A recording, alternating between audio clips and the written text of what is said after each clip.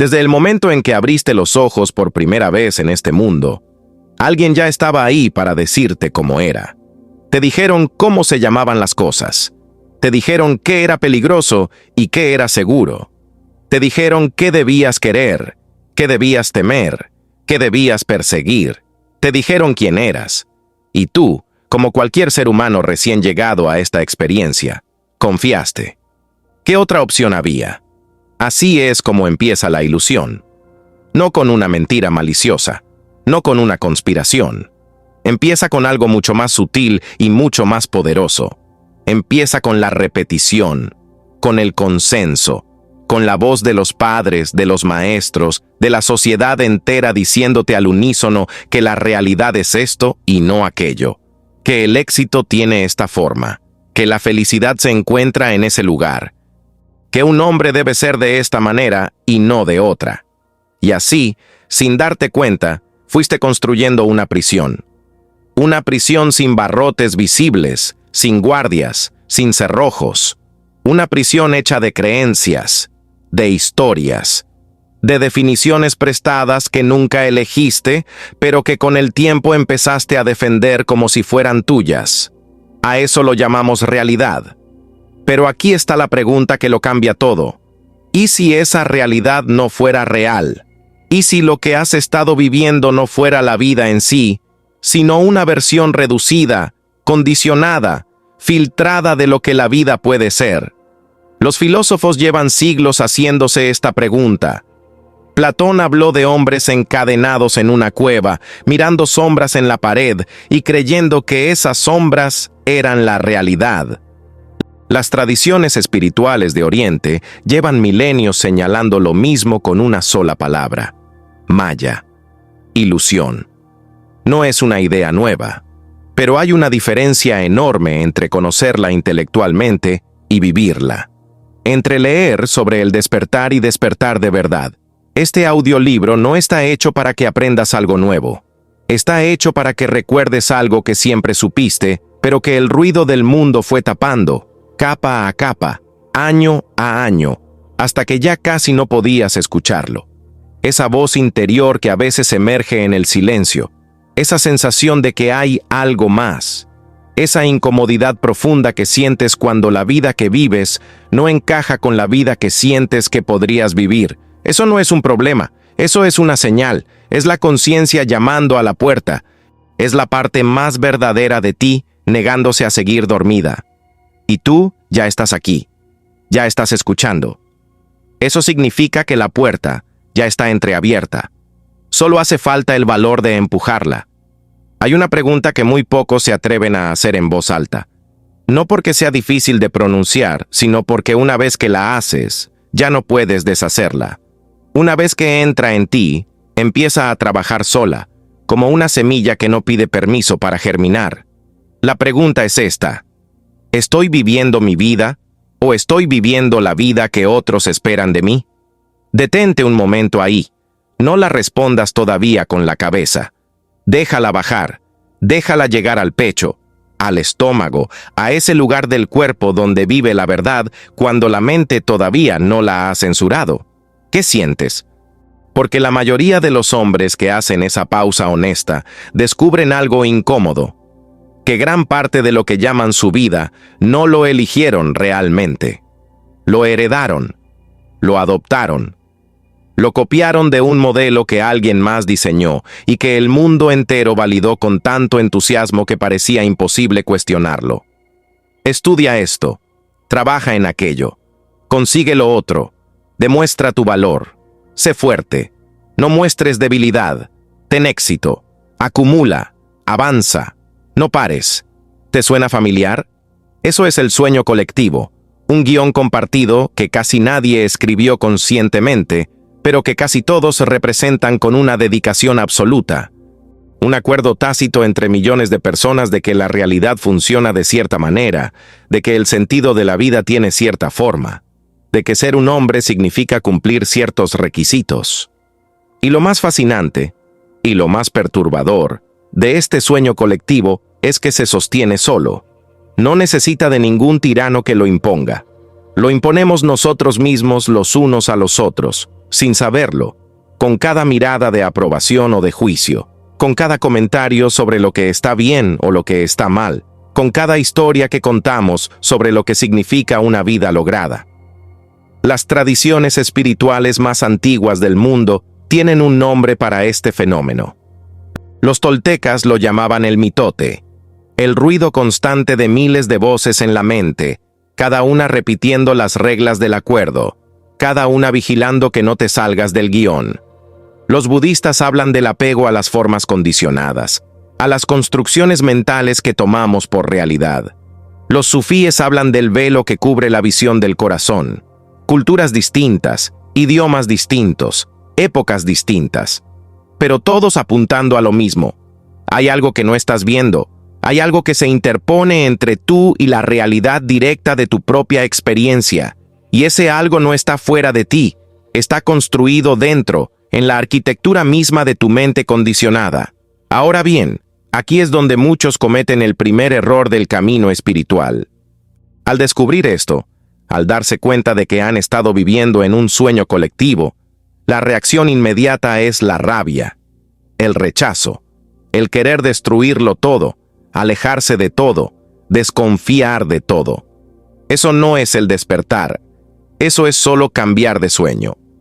El verdadero despertar no es una huida, es una mirada lúcida, honesta y compasiva hacia todo lo que has sido, hacia todo lo que te han dado, hacia todo lo que has construido, sin odio, sin victimismo, sin el drama del que descubre que ha sido engañado, porque nadie te engañó, todos estaban durmiendo, tus padres, tus maestros, tu sociedad entera, todos transmitiendo con la mejor intención el único mapa que conocían. El despertar comienza cuando decides dibujar el tuyo propio. Existe algo dentro de ti que trabaja las 24 horas del día, los 7 días de la semana, sin descanso, sin pausas, sin vacaciones. Algo que procesa, filtra, interpreta y etiqueta absolutamente todo lo que te ocurre. Algo que decide, en fracciones de segundo, si una situación es una amenaza o una oportunidad, si una persona es de fiar o no, si un momento merece alegría o preocupación. Ese algo es tu mente. Y el problema no es que exista. El problema es que la mayoría de los hombres no la dirigen, la obedecen. Hay una diferencia enorme entre tener una mente y ser tu mente, entre usar el pensamiento como una herramienta y vivir atrapado dentro del pensamiento como si fuera una jaula. La mayoría de las personas, y esto incluye a personas brillantes, exitosas, cultas, viven identificadas completamente con su mente. Creen que son sus pensamientos. Creen que lo que la mente dice es la verdad. Creen que el relato que el pensamiento construye sobre la realidad es la realidad misma. Y ahí, exactamente ahí, está la raíz de la gran ilusión. Piensa en esto. En un solo día, tu mente produce entre 50.000 y 70.000 pensamientos. 50.000. Y estudios sobre el funcionamiento cognitivo sugieren que la gran mayoría de esos pensamientos son repetitivos. Los mismos miedos de ayer, las mismas preocupaciones de la semana pasada, las mismas historias que llevas contándote años, quizás décadas. ¿Y a cuántos de esos pensamientos los elegiste conscientemente? A casi ninguno. Aparecen solos, se encadenan solos, crean estados emocionales solos, y luego esos estados emocionales generan más pensamientos del mismo tipo, en un bucle que se retroalimenta sin parar. La mente ansiosa genera pensamientos de amenaza. Los pensamientos de amenaza generan más ansiedad. La ansiedad busca más razones para estar ansiosa, y así, el hombre queda atrapado en un ciclo que no recuerda haber comenzado y que no sabe cómo detener. A esto los maestros espirituales lo han llamado de muchas formas. Eckhart Tolle lo llama el cuerpo del dolor, la acumulación de sufrimiento mental no resuelto que se perpetúa a sí mismo. En el budismo zen se habla de la mente de mono, esa mente que salta sin parar de pensamiento en pensamiento, incapaz de quedarse quieta.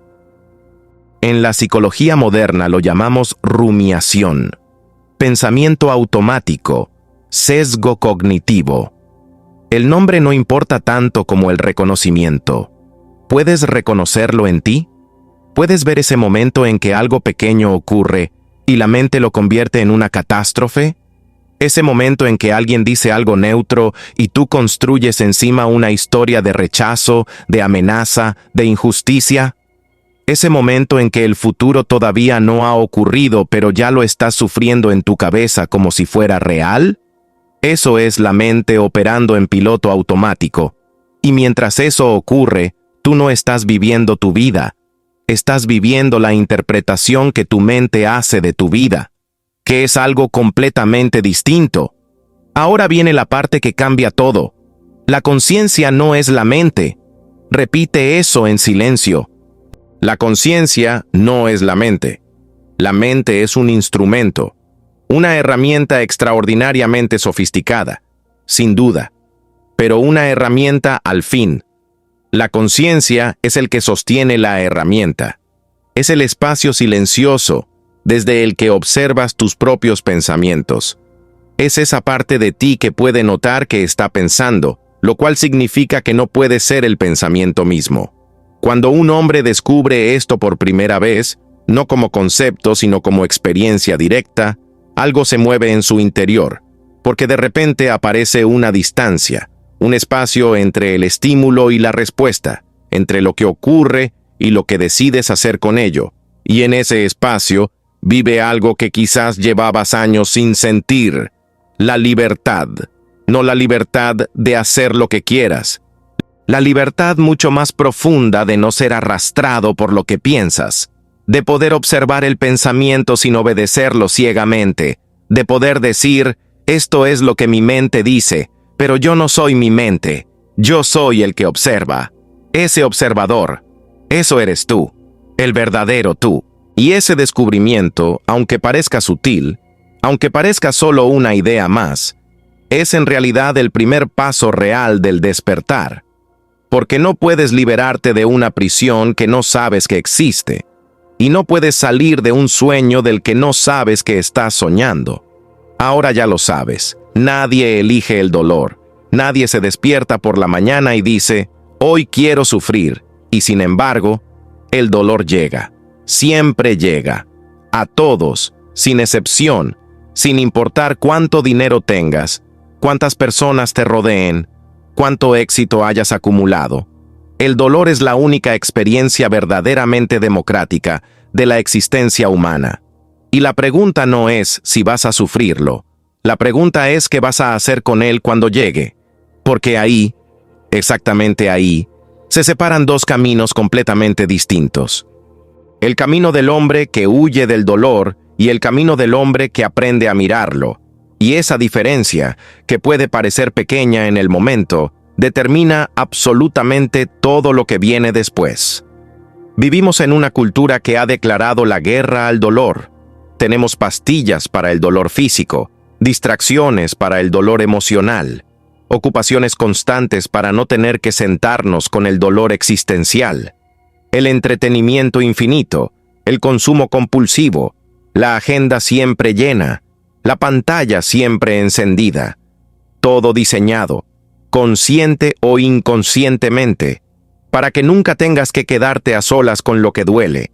Y eso tiene un coste enorme, porque el dolor que no se procesa no desaparece, se acumula, se hunde en capas más profundas, se convierte en tensión crónica en el cuerpo, en irritabilidad sin causa aparente, en una tristeza de fondo que no sabes nombrar, en reacciones desproporcionadas ante situaciones pequeñas.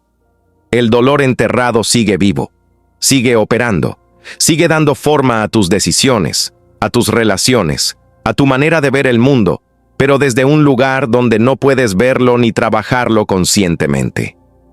Los maestros espirituales de todas las tradiciones han dicho lo mismo de maneras distintas. Lo que resistes, persiste. Lo que evitas, te persigue. Lo que no iluminas con la conciencia, sigue moviéndose en la oscuridad. Pero hay algo que nadie te cuenta sobre el dolor cuando estás en medio de él. Algo que es difícil de ver desde dentro de la tormenta, pero que se vuelve perfectamente claro cuando la tormenta pasa. El dolor es el maestro más honesto que existe. No te dice lo que quieres escuchar, no te halaga, no te protege de la verdad. El dolor señala exactamente donde hay algo que no está alineado, donde hay una herida que pide atención, donde hay una creencia que ya no te sirve, donde hay un apego que te está costando más de lo que te está dando.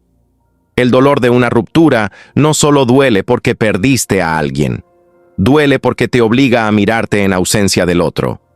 Porque de repente ya no tienes dónde poner tu atención y tienes que volverte hacia ti mismo. Y lo que encuentras ahí puede ser incómodo, pero es real. El dolor de un fracaso profesional no solo duele porque las cosas no salieron como esperabas. Duele porque rompe una imagen que habías construido de ti mismo. Porque te obliga a redefinir quién eres cuando le quitas el título, el logro, el resultado. El dolor de la soledad no solo duele porque estás solo. Duele porque en el silencio de la soledad empiezan a hacerse audibles todas las preguntas que el ruido de la vida social mantenía calladas. ¿Ves el patrón? El dolor no es el enemigo. El dolor es el mensajero. Y matar al mensajero no resuelve el mensaje. La práctica espiritual más valiente que existe no es meditar en una cima de montaña ni recitar mantras al amanecer. La práctica más valiente es sentarse con el propio dolor sin huir, sin anestesiarlo, sin buscar inmediatamente una explicación que lo haga más tolerable. Solo estar ahí, respirar y dejar que lo que duele hable. Porque cuando le das espacio al dolor, en lugar de combatirlo, algo extraordinario ocurre. Empieza a moverse, empieza a transformarse. El dolor estancado, el dolor que llevamos años evitando, cuando finalmente recibe atención consciente, cuando finalmente es visto y aceptado en lugar de rechazado, comienza a soltar su carga. No de golpe, no mágicamente, pero sí de manera real. Y en ese proceso de soltar, en ese proceso de atravesar el dolor en lugar de rodarlo, el hombre que sale por el otro lado no es el mismo que entró. Es más libre, es más auténtico, es más real, porque ha dejado de cargar con algo que no era suyo o que ya cumplió su función. Eso es lo que hace el dolor cuando se convierte en maestro. No te destruye, te desnuda, y bajo todo lo que te quita, aparece algo que no sabías que estaba ahí. Una versión de ti que no necesita huir de nada. Hay un personaje que llevas contigo a todas partes. Va a las reuniones de trabajo contigo, se sienta a la mesa familiar contigo, entra en tus relaciones, en tus conversaciones, en tus decisiones. Es el primero en hablar cuando te sientes atacado y el último en ceder cuando hay un conflicto. ¿Lo conoces tan bien? O más bien, estás tan fusionado con él que en muchos momentos no sabes dónde termina él y dónde empiezas tú. Ese personaje tiene un nombre, lo llamamos ego. Y antes de que la palabra te genere rechazo, antes de que pienses que esto va de destruir el ego o de trascenderlo como si fuera algo sucio, déjame decirte algo importante. El ego no es tu enemigo. El ego es una construcción necesaria, útil en muchos niveles, pero una construcción al fin. Y el problema nunca es la construcción. El problema es creer que la construcción es todo lo que eres. El ego nació de la necesidad. Cuando eras pequeño, necesitabas una identidad para navegar el mundo. Necesitabas saber quién eras tú y quién era el otro. Necesitabas estrategias para conseguir amor, para evitar el dolor, para encajar en el entorno donde te tocó crecer. El ego fue la respuesta de tu psique a esa necesidad. Fue una solución brillante para un problema real. Pero lo que funciona para un niño de 5 años no necesariamente funciona para un hombre adulto. Y lo que fue una solución en su momento puede convertirse con el tiempo en la fuente del problema. El ego opera desde el miedo. Ese es su combustible fundamental. Miedo a no ser suficiente, miedo a ser rechazado, miedo a perder lo que tiene, miedo a no conseguir lo que le falta.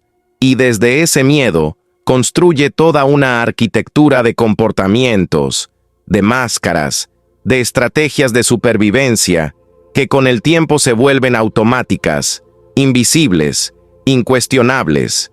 El hombre que necesita tener siempre la razón. El hombre que no puede pedir ayuda porque eso sería admitir debilidad. El hombre que busca constantemente validación externa porque por dentro no se siente suficiente. El hombre que ataca cuando se siente vulnerable, porque el ego prefiere el conflicto a la exposición. El hombre que llena su vida de logros y posesiones, intentando construir por fuera lo que le falta por dentro. ¿Reconoces alguno de estos patrones? No en los demás, en ti. Porque el ego es extraordinariamente hábil para señalar los egos ajenos y extraordinariamente ciego para verse a sí mismo. Es mucho más fácil ver el ego del otro que el propio. Mucho más cómodo criticar la vanidad ajena que examinar la propia inseguridad. Esa ceguera no es un defecto moral, es simplemente la naturaleza del ego. Para sobrevivir necesita no ser visto, porque en el momento en que lo ves, en el momento en que dices esto es mi ego hablando, no soy yo, en ese preciso instante pierde poder sobre ti. Y aquí está uno de los grandes malentendidos del camino espiritual. Mucha gente cree que despertar espiritualmente significa eliminar el ego, aplastarlo, vencerlo, declararse libre de él como si fuera un trofeo que ganar. Eso es el ego intentando trascender al ego. Y es una trampa.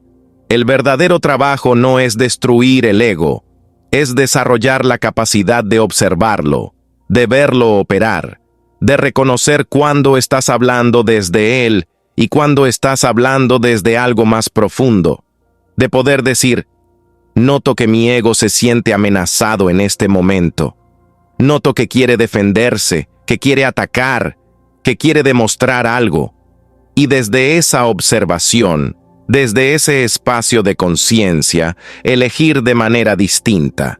Eso no ocurre de una vez. No es un interruptor que se enciende y ya. Es una práctica diaria, continua, a veces agotadora, porque el ego es persistente, vuelve, se reinventa, encuentra nuevas formas de colarse, incluso disfrazado de espiritualidad, de humildad, de generosidad. Sí, existe lo que algunos llaman el ego espiritual, el hombre que usa el camino espiritual para sentirse superior a los que no han despertado. El que colecciona experiencias místicas como antes coleccionaba logros materiales. El que habla de desapego mientras está profundamente apegado a su imagen de hombre desapegado. El ego es creativo, hay que reconocérselo. Pero cada vez que lo ves, cada vez que lo nombras sin juzgarlo, cada vez que eliges responder desde la conciencia en lugar de reaccionar desde el miedo, algo cambia, algo se afloja, y el personaje que creíste que eras empieza a volverse más transparente. Y detrás de ese personaje empieza a verse algo que siempre estuvo ahí, algo que no necesita demostrar nada, algo que no tiene miedo de ser visto, algo que no depende de la aprobación de nadie para sentirse completo. Eso no es el ego, eso eres tú. Hay un lugar donde nunca has dejado de estar. Un lugar al que no tienes que viajar, al que no tienes que ganarte el acceso, al que no tienes que prepararte para llegar. Un lugar que ha estado ahí en cada momento de tu vida, esperando, ofreciéndose, disponible de manera absoluta y gratuita. Ese lugar es el momento presente, y sin embargo, es el lugar donde menos tiempo pasa la mente humana. Piénsalo. ¿Dónde está tu atención en este momento? No tu cuerpo. Tu cuerpo siempre está aquí. Tu atención. Porque la mente tiene una capacidad extraordinaria y al mismo tiempo perturbadora de estar en cualquier lugar menos donde está el cuerpo. Está repasando una conversación de ayer. Está anticipando un problema de la semana que viene. Está comparando este momento con otro que ya pasó. Está planeando, preocupándose, lamentándose, imaginando. Todo menos estar aquí, todo menos estar ahora.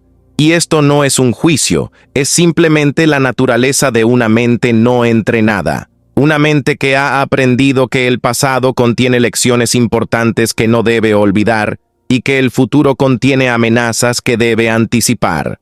Así que vive perpetuamente dividida entre lo que fue y lo que podría ser, usando el momento presente apenas como un puente entre dos lugares donde prefiere estar. El resultado es una vida que se escapa, una vida que ocurre mientras estás pensando en otra cosa. ¿Cuántas conversaciones has tenido en las que tu cuerpo estaba ahí, pero tu mente estaba a kilómetros de distancia? ¿Cuántas comidas has comido sin probarlas realmente? ¿Cuántos amaneceres han pasado frente a tus ojos sin que los vieras de verdad? ¿Cuántos momentos de conexión genuina con alguien que amas han sido interrumpidos por un pensamiento intruso que se coló sin permiso? Eso es lo que cuesta vivir en la cabeza en lugar de vivir en la vida. Las tradiciones contemplativas de todo el mundo, desde el budismo zen hasta el sufismo, desde la meditación vipassana hasta las enseñanzas de los místicos cristianos, todas sin excepción apuntan hacia lo mismo. La liberación no está en el futuro. La paz no está al final de una búsqueda. La plenitud no es algo que vayas a encontrar cuando por fin consigas lo que crees que te falta. Todo eso está aquí, ahora, en este momento exacto, pero hay que aprender a habitarlo. Y habitar el momento presente no significa dejar de planificar el futuro o de aprender del pasado. Eso sería una mala interpretación que lleva a mucha gente a confundir el presente con la pasividad.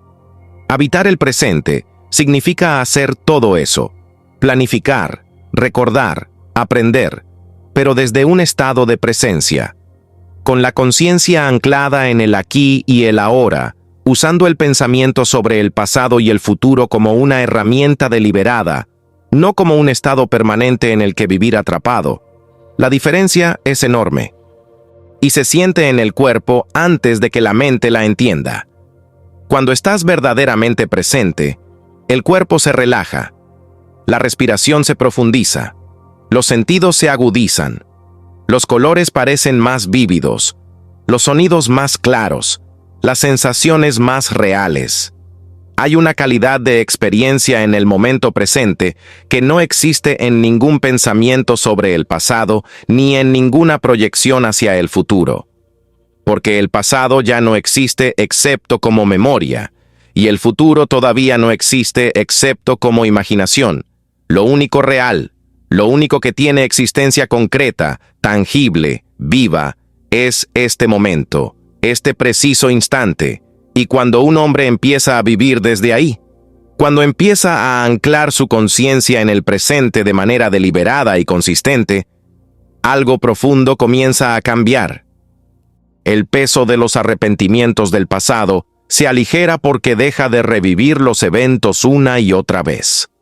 La ansiedad sobre el futuro se reduce porque deja de proyectar catástrofes que todavía no han ocurrido y que en su mayoría nunca ocurrirán. Lo que queda cuando sueltas el pasado y el futuro no es el vacío, es la vida. La vida real, directa, sin filtros, sin el peso de la interpretación constante. Hay una práctica que los maestros espirituales han recomendado durante siglos y que la neurociencia moderna ha comenzado a validar con datos concretos. La práctica de la atención plena. Devolver deliberadamente la atención al momento presente cada vez que la mente se escapa. No con frustración, no con juicio, sino con la misma gentileza con la que guiarías a un niño que se ha distraído. La mente se va. La notas. La traes de vuelta. La mente se va. La notas. La traes de vuelta. Eso es todo. Eso, que parece tan simple, es en realidad uno de los entrenamientos más poderosos que existe para la conciencia humana. Porque cada vez que traes la mente de vuelta al presente, estás ejerciendo algo que muy poca gente ejerce, el músculo de la atención consciente. Y ese músculo, cuando se fortalece, cambia todo. Cambia cómo escuchas a las personas que amas. Cambia cómo tomas decisiones. Cambia cómo respondes ante el estrés. Cambia la calidad de cada experiencia que tienes, porque ya no estás a medias en tu propia vida. Estás completamente ahí, completamente aquí, completamente vivo. Existe un momento en el camino espiritual que nadie te avisa que va a llegar. Un momento que no aparece en los libros de autoayuda ni en las frases motivacionales de las redes sociales. Un momento que no es dramático ni luminoso ni especialmente heroico. Es silencioso, es íntimo y es quizás el más importante de todo el proceso.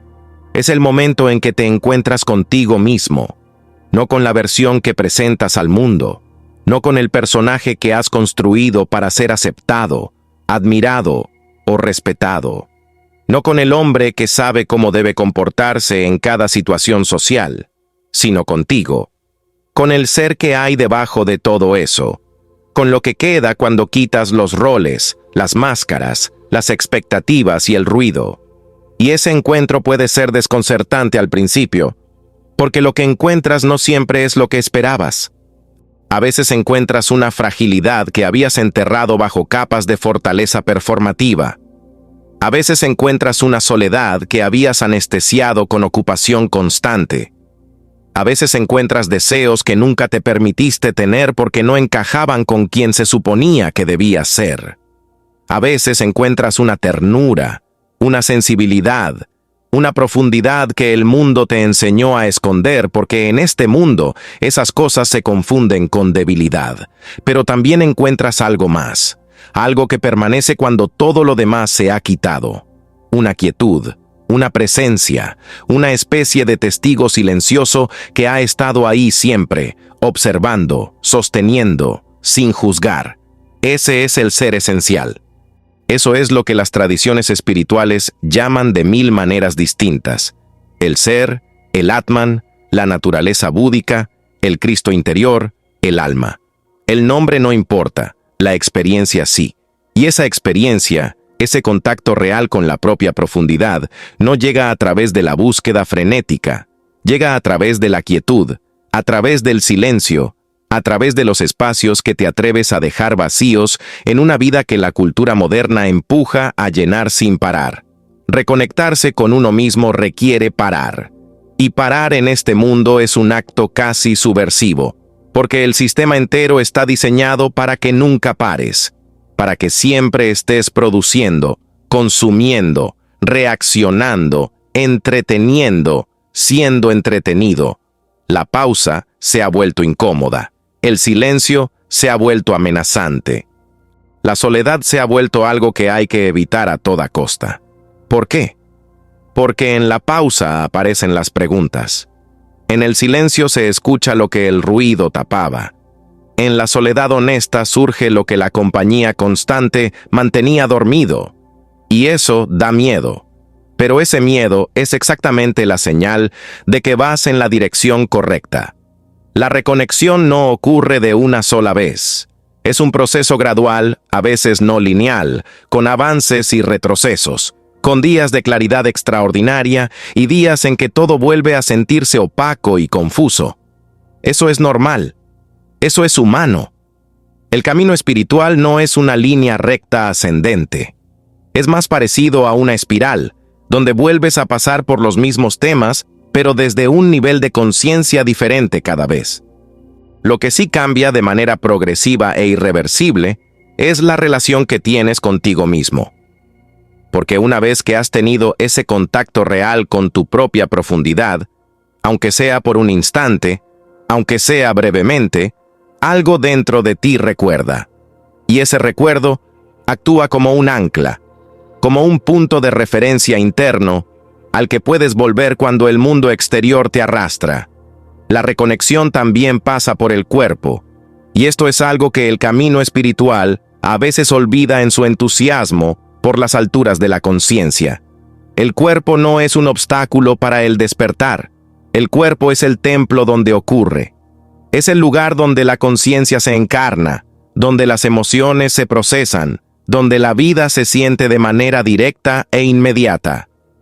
Un hombre desconectado de su cuerpo es un hombre desconectado de sí mismo.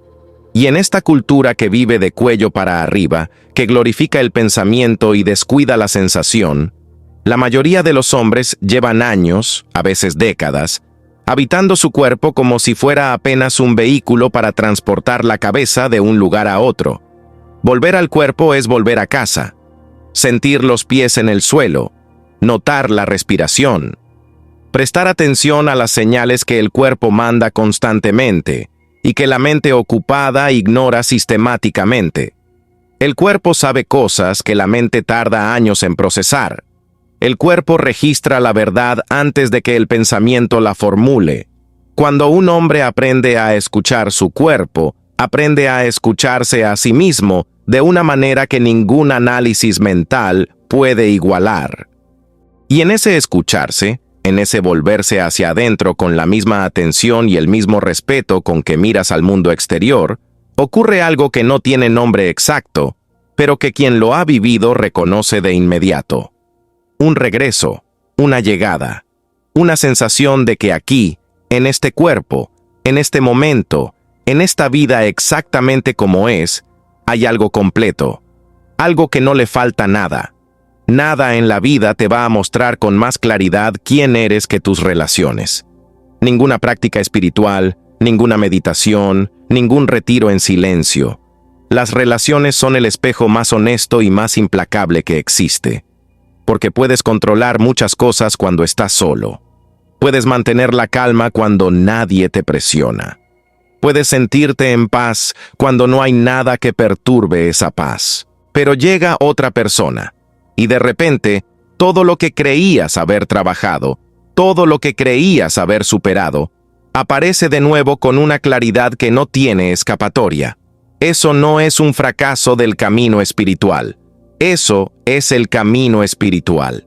Las relaciones son el laboratorio donde se prueba todo lo que has aprendido en la soledad, donde el trabajo interior se convierte en práctica real, en contacto vivo, en fricción genuina.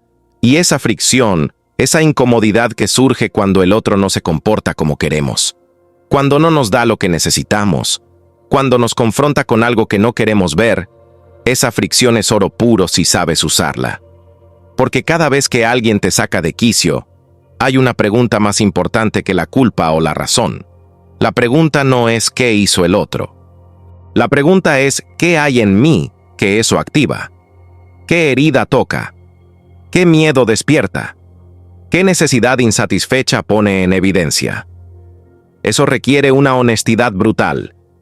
Una honestidad que va completamente a contracorriente de lo que el ego quiere hacer, que siempre es señalar hacia afuera, construir el caso de por qué el otro está equivocado, de por qué yo soy la víctima y el otro el culpable. Y a veces el otro sí tiene responsabilidad. A veces el otro sí hace daño. No se trata de negar eso ni de aceptar lo inaceptable. Se trata de no detenerse ahí, de ir un paso más allá y preguntarse, ¿qué me está mostrando esto sobre mí? Las relaciones más difíciles de tu vida, las que más dolor te han causado, las que más te han sacudido, si las miras con los ojos del despertar en lugar de con los ojos de la víctima, verás que todas ellas te estaban enseñando algo. Todas ellas te estaban mostrando una parte de ti que necesitaba atención, integración, sanación. El maestro espiritual no siempre llega con túnica y palabras sabias. A veces llega en forma de la persona que más te ha hecho sufrir. A veces llega en forma del conflicto que te rompió por dentro, pero que al romperte te abrió. Hay otro aspecto de las relaciones que el despertar transforma de manera radical. Y es la manera en que buscamos en el otro lo que no hemos encontrado en nosotros mismos. Esto es quizás el patrón más común y más profundo en las relaciones humanas. El hombre que busca en su pareja la validación que no se da a sí mismo. El que busca en la amistad el sentido que no ha encontrado en su interior. El que necesita ser necesitado porque sin esa necesidad no sabe quién es. Cuando la fuente de tu completitud está en el otro, eres eternamente vulnerable a perderla, porque el otro puede irse, puede cambiar, puede decepcionar, Y entonces el vacío que intentabas llenar con esa presencia vuelve más grande, más evidente, más urgente que nunca. El despertar no te vuelve una isla, no te hace independiente de las relaciones ni ajeno a la necesidad de conexión. La conexión es una necesidad humana profunda y legítima. Lo que cambia es la calidad desde la que te relacionas. Pasas de relacionarte desde la carencia, desde el miedo a estar solo, desde la necesidad de que el otro te complete, a relacionarte desde la plenitud, desde la elección, desde el deseo genuino de compartir, no de compensar. Y esa diferencia lo cambia todo. Porque cuando dos personas se relacionan desde la plenitud, en lugar de desde la carencia, la relación deja de ser un contrato de supervivencia emocional y se convierte en algo mucho más raro y mucho más hermoso.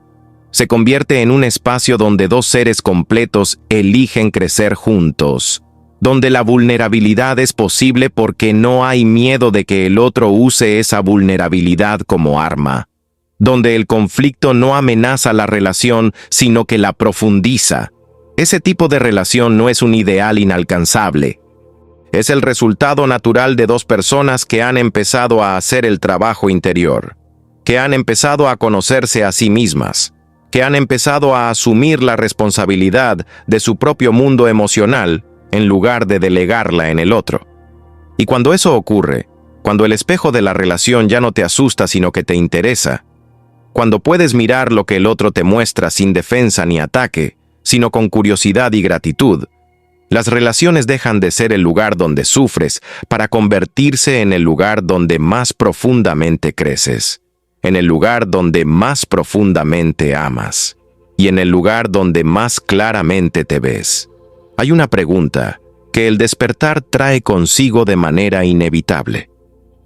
Una pregunta que no puedes seguir ignorando una vez que has empezado a ver con más claridad, una vez que has comenzado a desprenderte de las capas del condicionamiento, una vez que has mirado al ego de frente y has empezado a reconectar con tu profundidad.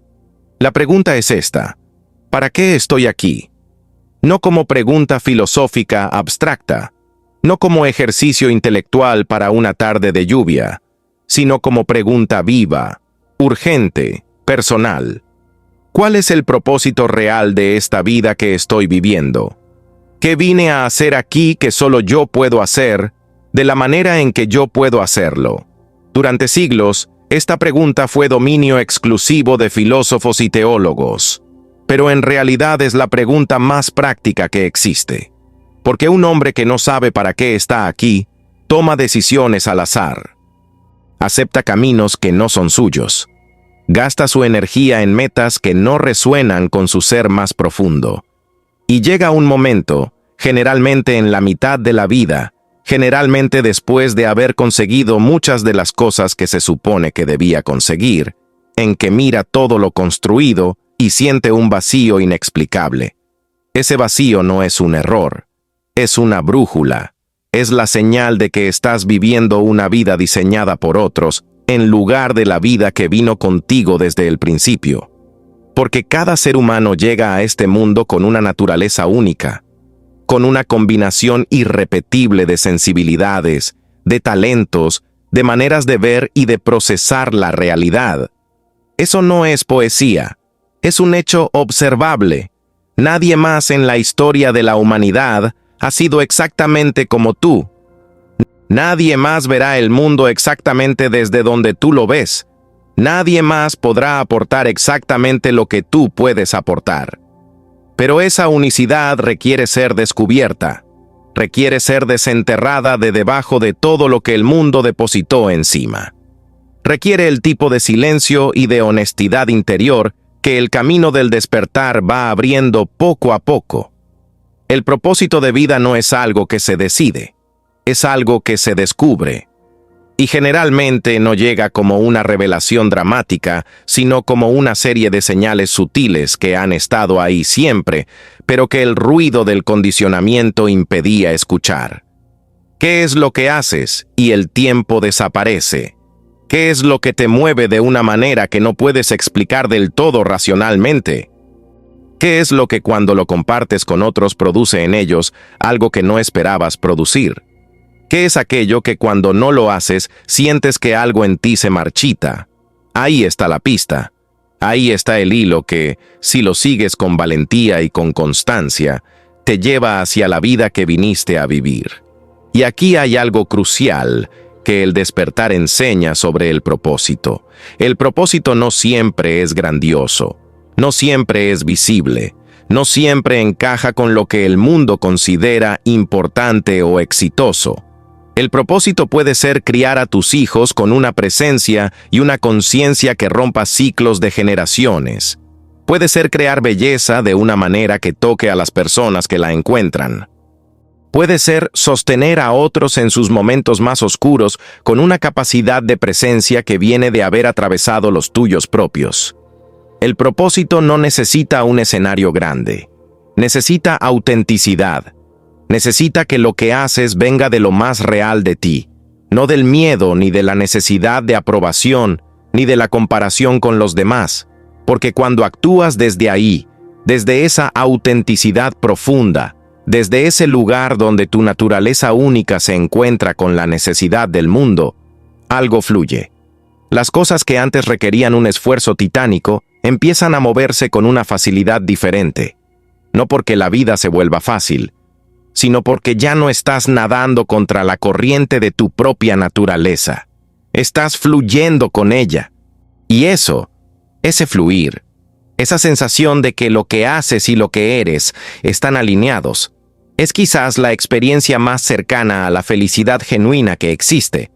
No la felicidad efímera del logro o del placer. La felicidad profunda, estable, silenciosa, del hombre que sabe quién es y vive en consecuencia. Eso es la vida que viniste a vivir, y nunca es demasiado tarde para empezar a vivirla. Uno de los malentendidos más comunes en el camino espiritual es creer que el despertar es un lugar al que se llega, un estado permanente de iluminación donde el sufrimiento desaparece, donde la mente se silencia para siempre, donde la paz reina sin interrupciones y donde ya nada puede perturbarte. Un punto final, una meta, un trofeo que se consigue y que luego se conserva para siempre. Eso no existe.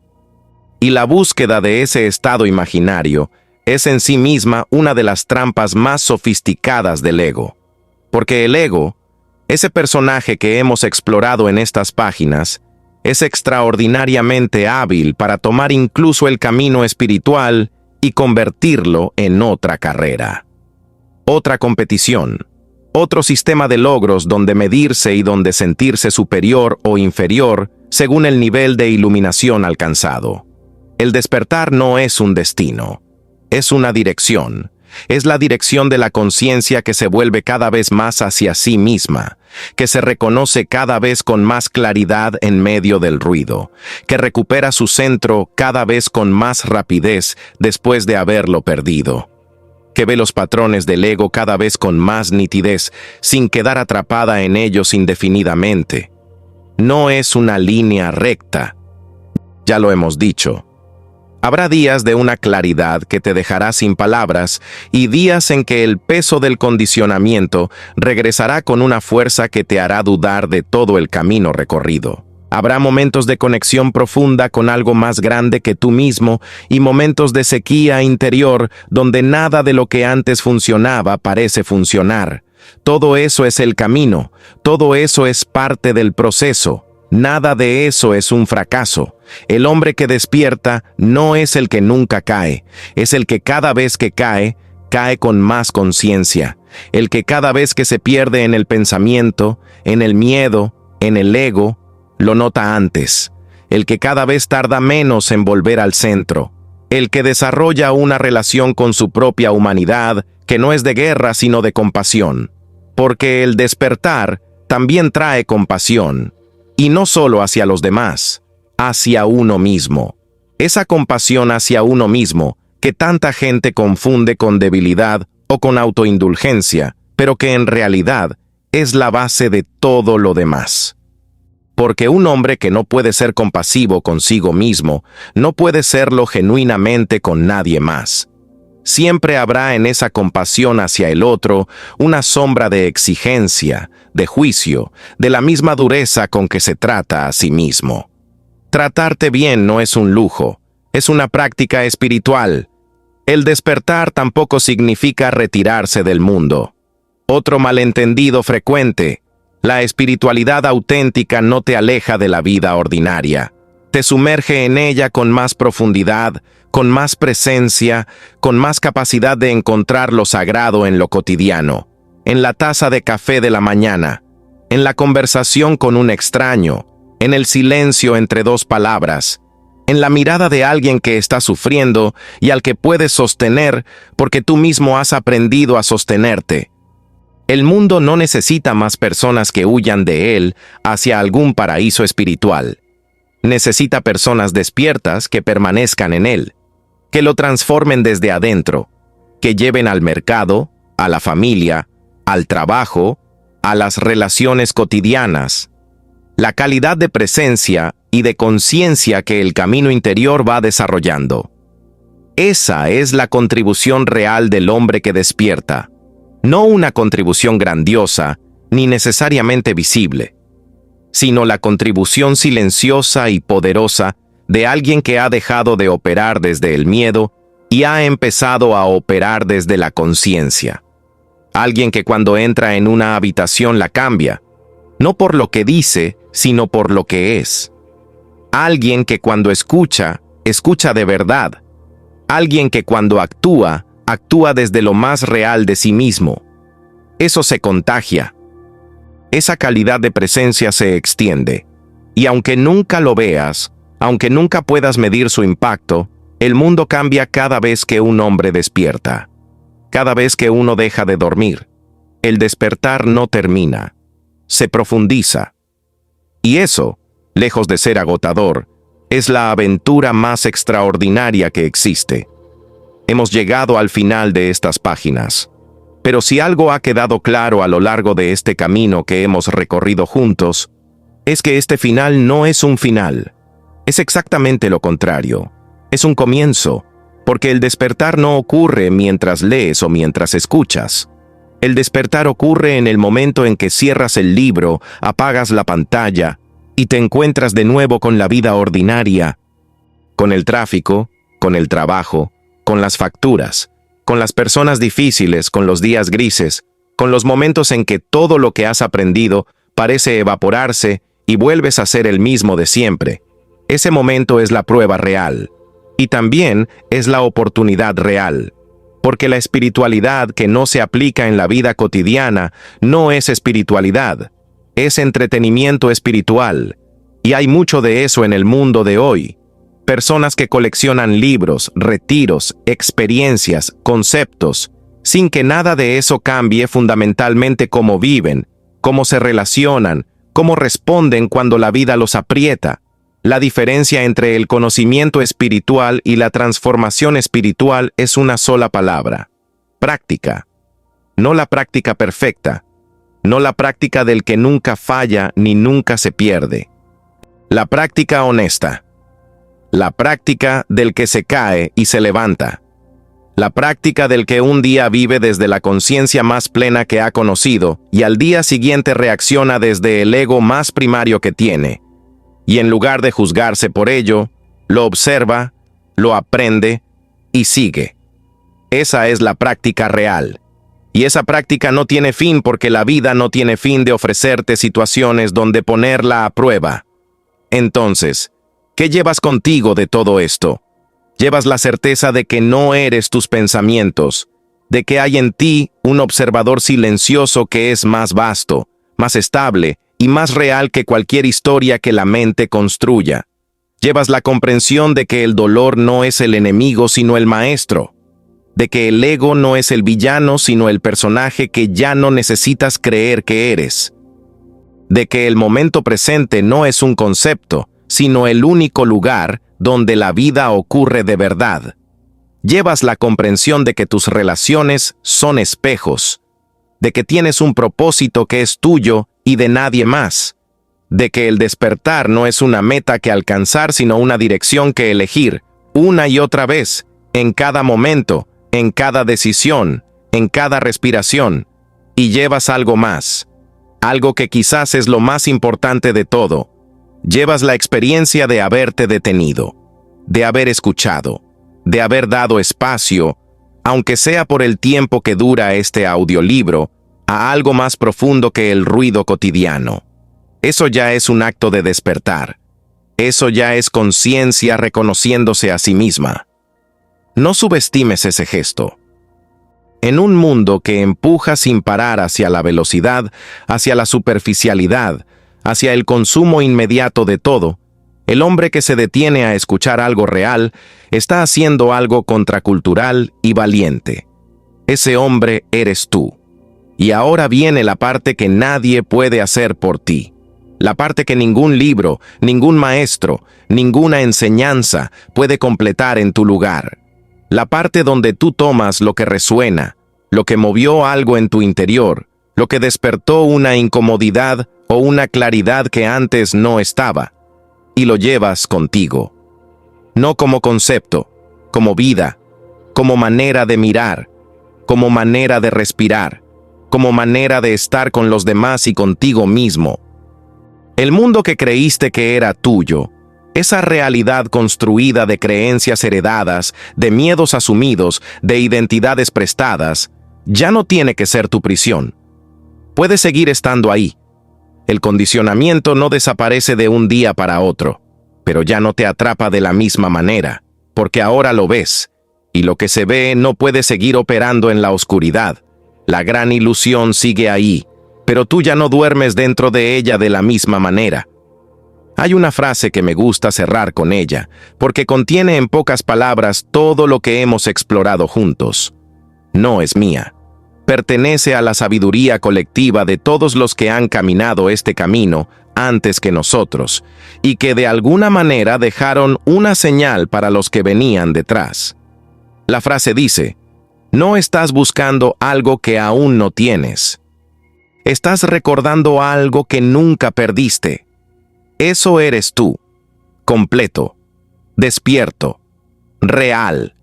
Gracias por haber caminado este camino. Ahora ve y vívelo.